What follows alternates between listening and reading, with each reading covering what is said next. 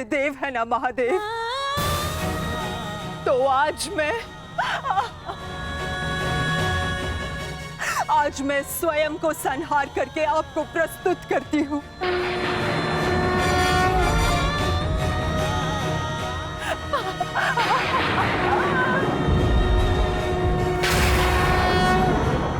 आपने मुझे शतपुत्रवती होने का वरदान दिया था महादेव, परंतु आज मैं आपसे ये जानना चाहती हूँ, क्यों आपने मेरा जीवन अभिशाप बना डाला महादेव?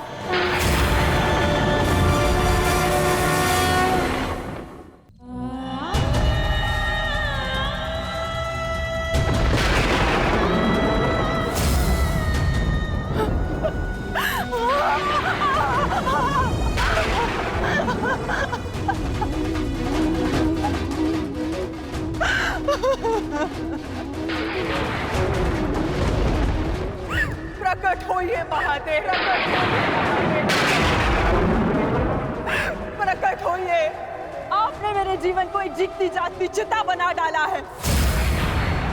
ये माता अपने पुत्रों का हंसता हुआ मुख नहीं देख पाई,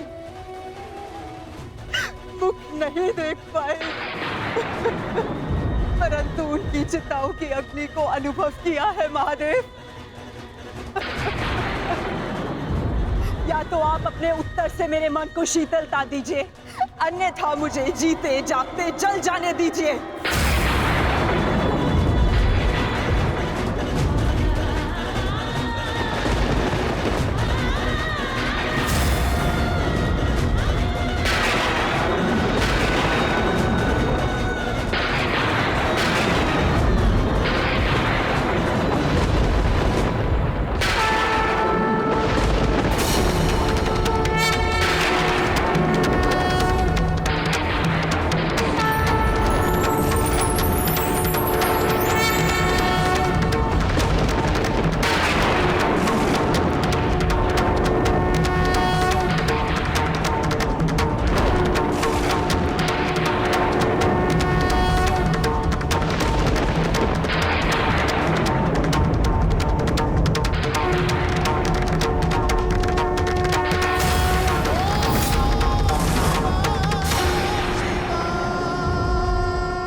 किस प्रश्न ने तुम्हें इतना विचलित कर दिया है गांधारी? अन्याय ने मुझे विचलित किया है महादेव, वो अन्याय जो आपने मेरे साथ किया। मेरे 100 पुत्रों के वरदान को 100 पुत्रों के नाश के अभिशाप में बदल दिया है उन पांडवों ने। बोलिए महादेव, बोलिए, ये कैसी नीति है आपकी? ये तो नियति है गांधारी। हर एक के जन्म के साथ उसकी मृत्यु निर्धारित होती है। उसे लेके मनुष्य विचलित हो सकता है, परंतु ना ही ये अन्याय है और ना ही प्रतिशोध का कारण। नहीं महादेव, मैं ना तो यहाँ प्रतिशोध के लिए आई हूँ और ना ही प्रतिकार के लिए। ये एक माता है जो आपके समक्ष खड़ी है, जिसके 99 पुत्रों का निर्दयता से वध कर दिया गया है। उसे केवल एक पुत्र की सुरक्षा चाहिए। मुझे दुर्योधन की मृत्यु नहीं देखनी है। आपका वरदान झूठा नहीं होना चाहिए महादेव। जिसे आपने 100 पुत्र होने का वरदान दिया, वो निसंतान नहीं मरनी चाहिए महादेव। जो हानि मेरी कोख को अब तक हुई है, उसे मैं सह लूंगी, किंतु मेरा अंतिम शेष पुत्र दुर्योधन, मैं आपसे उसकी सुरक्षा मांगती हूँ महादेव। मेरे पुत्र की रक्षा कीजिए महादेव। उसे भीम के प्रहार से बचा लीजिए। पांडवों को अस्त्र देने वाले महादेव, यदि आज मेरे पुत्र को ढाल नहीं देंगे, तो मैं स्वयं आज अपने प्राण उसके लिए समर्पित कर दूंगी।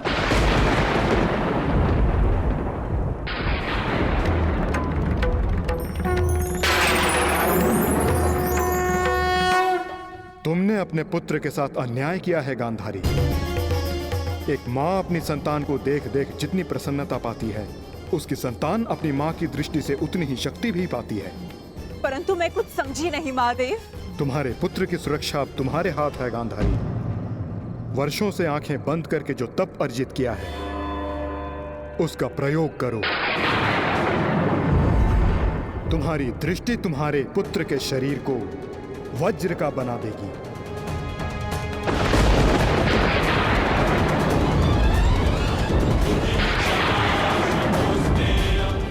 वो वज्र जिसे किसी का प्रहार नहीं तोड़ पाएगा।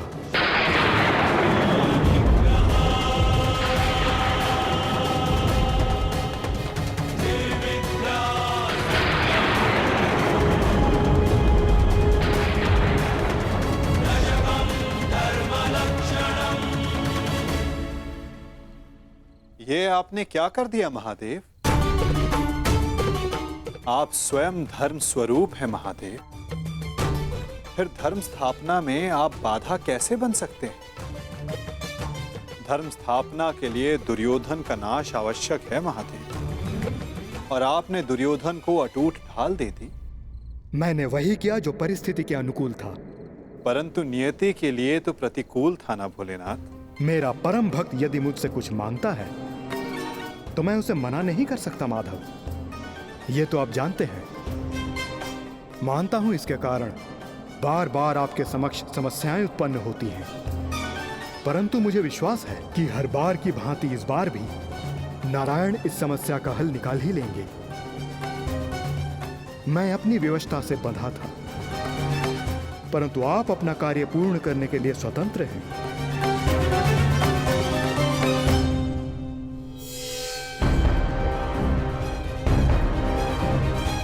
नियति के अनुकूल पर नीति के प्रतिकूल।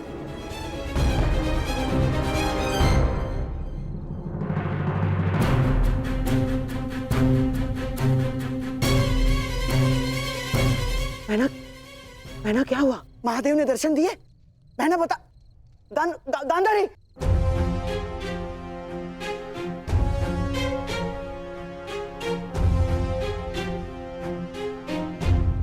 महारानी। दासी, युवराज दुर्योधन से कहिए मैंने उन्हें अपने समक्ष प्रस्तुत होने का आदेश दिया है। तुरंत।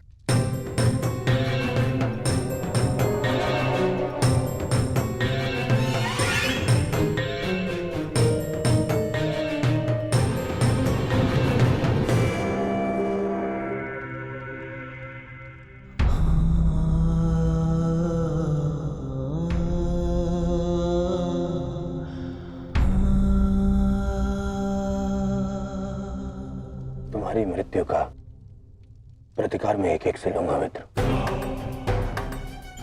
और पांडवों को छोड़ूंगा नहीं। उन्हें तुम्हारे साथ किए गए अन्याय का प्रतिकार चुकाना होगा मित्र।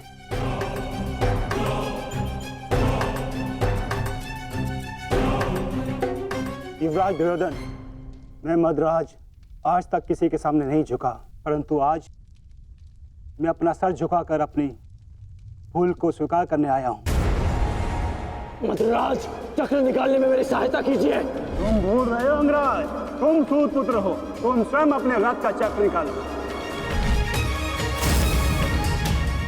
मद्राज, मुझे मेरा विजय धनुष दीजिए। नहीं अंगराज, मैं तुम्हारी आज्ञा का पालन नहीं करूंगा।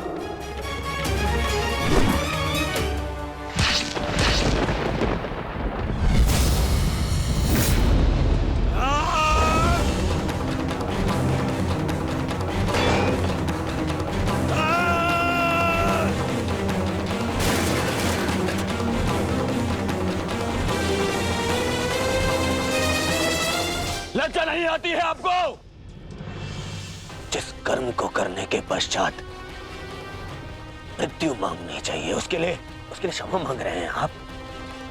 ऐसे कर्म को करने के पश्चात आपका अब साहस कैसे हुआ मुझसे क्षमा मांगने के लिए? चक्र रथ को निकालने में सहायता की होती, विकर्ण को उसका विजय धनुष दे दिया होता तो आज एक धनुर्धारी मरता, परंतु वो कर्ण नहीं अर्जुन होता। आपने अपनी व्यक्तिगत शत्रुता मिटाने के लिए एक योद्धा के कर्तव्य से विश्वासघात किया। अरे मन तो करता है कि वध कर दूं आपको। और आप जानते हैं क्या मद्रराज, ये आपका झुका हुआ सर, ये आपके लिए सबसे बड़ा दंड है।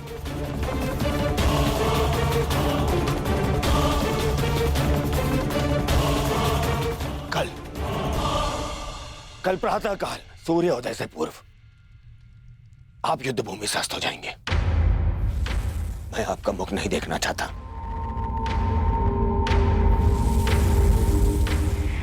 मैं कर्ण की मृत्यु का प्रतिशोध लेना चाहता हूं युवराज।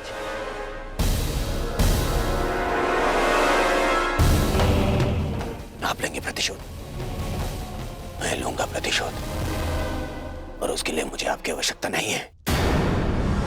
प्रतिशोध लेंगे। किंतु मुझे पश्चाताप के अवसर की आवश्यकता है युवराज। मैं आपको निराश नहीं होने दूंगा। महारथी कर्ण का सारथी बनकर जो मैं नहीं कर सका वो मैं अब करूंगा, अपने कर्तव्य का पालन।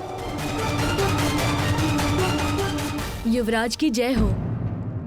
महारानी ने आपको इसी समय अपने कक्ष में प्रस्तुत होने का आदेश दिया है।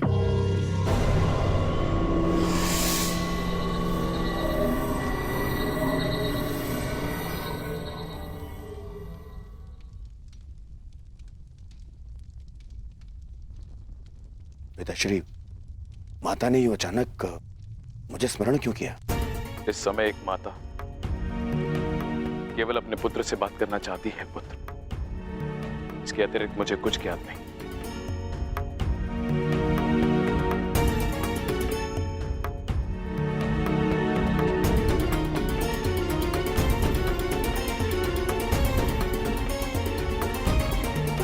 प्रणिपात माता, आपने मुझे स्मरण किया।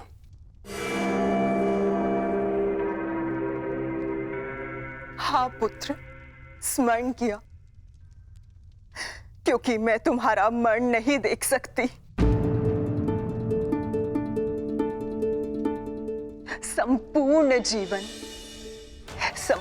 जीवन तुम्हें केवल एक ही पीड़ा थी ना, कि तुम्हारी माता ने तुम्हें एक बार भी नहीं देखा।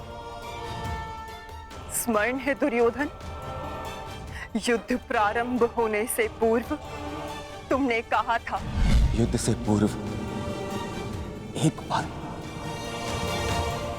बस एक बार मुझे अपनी दृष्टि से देख लीजिए माता। आज मैं अपनी और तुम्हारी इच्छा पूर्ण करना चाहती हूँ दुर्योधन। आज मैं तुम्हें देखना चाहती हूँ पुत्र। सच माता, किंतु माता, अब जो मैं करने जा रही हूं उसके पश्चात तुम युद्ध जीतो या ना जीतो, परंतु मेरी ममता हार से बच जाएगी। मैं कुछ समझा नहीं माता। अब मैं तुम्हें जो कहने जा रही हूं पुत्र, उसे ध्यानपूर्वक सुनना और आज्ञा अनुसार ही पालन करना।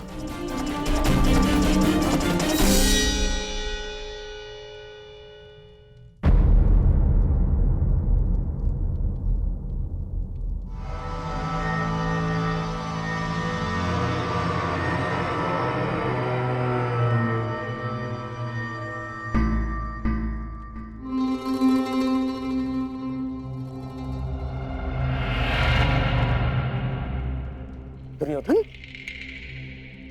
क्या हुआ? क्या कहा गांधारी ने? और उसने तुम्हें क्यों बुलाया था? गंगा स्नान के लिए जाना है मामाश्री। गंगा स्नान? किंतु क्यों दुर्योधन? देखो दुर्योधन, तुम अपने मामा को कुछ नहीं बताओगे? हैं? ये स्नान, ये क्या है सब कुछ? माता के आदेश का पालन करने के लिए किंतु परंतु नहीं पूछते मामाश्री।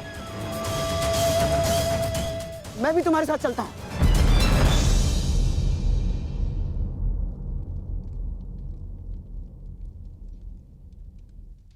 नहीं मामाश्री, ये यात्रा मुझे अकेले करनी है।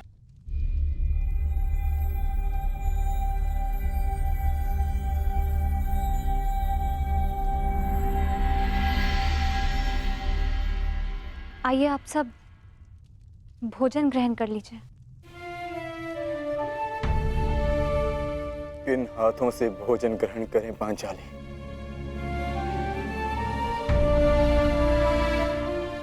इन हाथों से जो अपने ज्येष्ठ के रक्त से रंगे हुए हैं।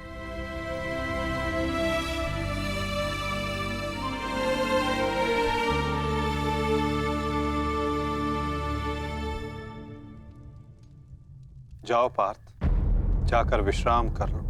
कल प्रातः पुनः युद्ध प्रारंभ होगा और उस युद्ध के लिए सज्ज रहना होगा तुम्हें। परिवर्तन के लिए ज्येष्ठ ने अपना जीवन त्याग दिया। कुछ परिवर्तनों को लाना नहीं होता पार्थ, उन्हें होने देना होता है। तुम अपना कर्तव्य करो पार्थ। फल हो या परिवर्तन, जो भी होगा स्वयं होगा।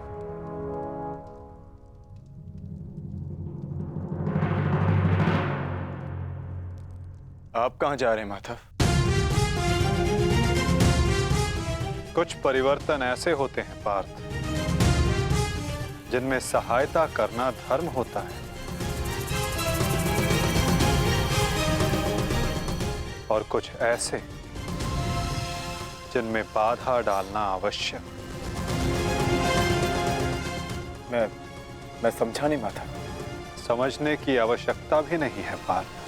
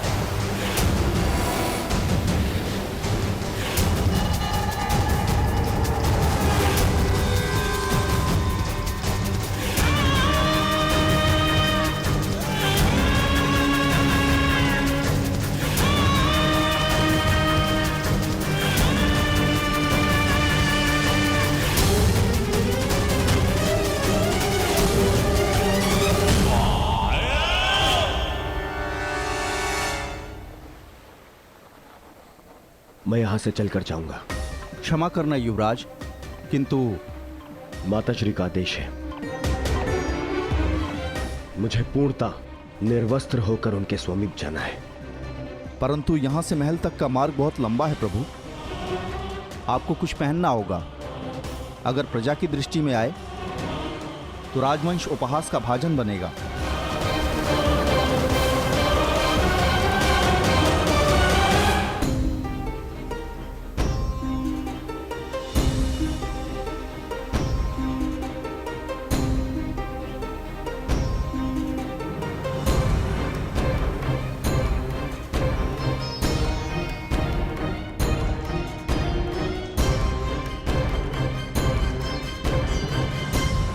अपने पिता का आदेश नहीं मानता, बहुत बड़ा बुद्धिमान समझता है अपने आप को। क्या कहा था मैंने?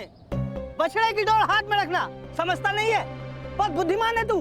क्या समझाया था मैंने? क्या कहा था मैंने? क्या पूछ रहा हूँ मैं? क्या समझाया था मैंने? ये क्या कर रहे हो? क्यों इस बालक को कष्ट पहुंचा रहे हो? अब तुम कौन हो हमारे बीच में आने वाले? ये मेरा पुत्र है, मैं जो चाहे इसके साथ वो करूं। तुम हमारे मध्य में आने वाले कौन होते हो? मैं हस्तिनापुर का युवराज हूँ। क्षमा करिए युवराज, मैंने आपको पहचाना नहीं, परंतु वास्तविकता ये है कि इसने अपने माता पिता के आदेश का पालन ही नहीं किया। मैंने इसे बताया था, बछड़े की डोर कभी हाथ से मत छोड़ना, सदैव डोर अपने हाथ में ही रखना, परंतु ये नहीं माना। इसने बछड़े की डोर को अपने हाथ से छोड़ दिया और बछड़ा खो गया। अब आप ही बताइए मैं क्या करूं? परंतु आप इस भांति अर्धनग्न अवस्था में? मेरी माता का आदेश है। देख, सीख इनसे कुछ। हस्तिनापुर के युवराज होते हुए भी अपने माता पिता के आदेश का अक्षरशः पालन करते हैं। धन्य हैं आप युवराज। माता पिता के आदेश का अक्षरशः पालन करना, माता पिता ने जो भी कहा है, जैसा भी कहा है, उस कार्य को उसी अनुरूप करना कोई आपसे सीखे युवराज। पुत्र, तुम्हारे पिता उचित कह रहे हैं। तुम्हें अपने माता पिता की बात माननी चाहिए।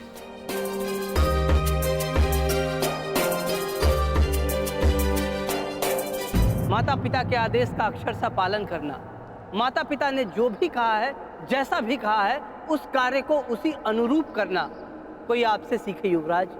धन्य हैं आप युवराज।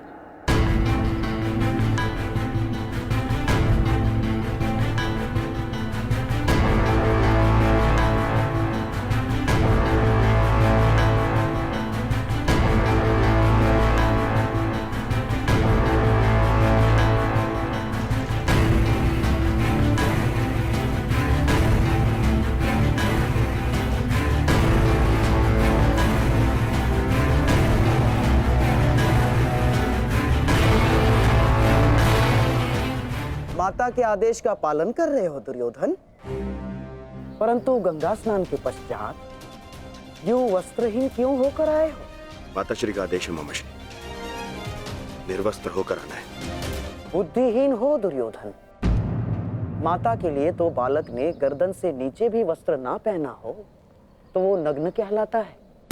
और शास्त्रों में भी लिखा है कि युवा होने के पश्चात एक पुत्र ने अपने माता के समक्ष और एक भाई ने अपने बहन के समक्ष निर्वस्त्र नहीं जाना चाहिए। पुत्र पौत्र वाले हो गए हो ना दुर्योधन, न जाने तुम्हें बुद्धि कब आएगी। माता के समक्ष यूं अवघड़ बनकर जाओगे